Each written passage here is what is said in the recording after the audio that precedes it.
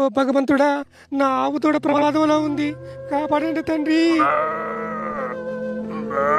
పరమాత్మ, నా బిడ్డను కాపాడే వాళ్ళు లేరా? ఎందుకు లేరా అమ్మా? నేను వచ్చనా లేరా అమ్మా? నేను కాపాడుతాను నీ బిడ్డనే. కోటయ్య, నా బిడ్డ ప్రాణం పోతుంది కోటయ్య.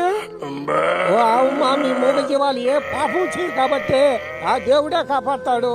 కాదు కోటయ్య, ఎన్నో పూజలు దేవాలయాలు కట్టించినటువంటి మీ మనుషుల్ని ఎన్నో ప్రమాదాల నుంచి కాపాడలేకపోతున్నాడు కదా కోటయ్య. పాపాలు చేసి పూజలు చేసినంత మాత్రాన ప్రయోజనం లేదని ఆ పరమాత్ముడికే తెలుసా అమ్మా?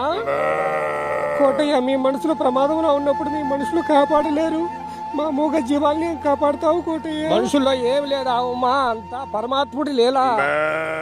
ఓ పరమాత్ముడా, మా ఆవు దూడను కాపాడినావా తండ్రి? నిజమేనయ్యా, ఆ శ్రీరామచంద్రుడే కోటయ్య రూపంలో వచ్చి ఆవు దూడను కాపాడాడు వాడి. అవునయ్యా, మంచిగా ఉంటే మేలు జరుగుతాదని ఈ పశువులన్నీ నిరూపిస్తున్నాయ్యా. కోటయ్య పరమాత్ముడు రూపంలో వచ్చాడని ఎందుకు అనుకోకూడదయ్యా? ముఖం కూడా చూపించకుండా కాపాడినటువంటి వ్యక్తి వెళ్ళిపోతా ఉన్నాడు. దానం చేసి ఫోటోలు దిగుతున్నారు, విరాళాలు ఇచ్చి శిలాఫలకాలపై పేర్లు రాయించుకుంటా ఉండారని ఆవు తోడు కూడా నవ్వుతా ఉండదయ్యా.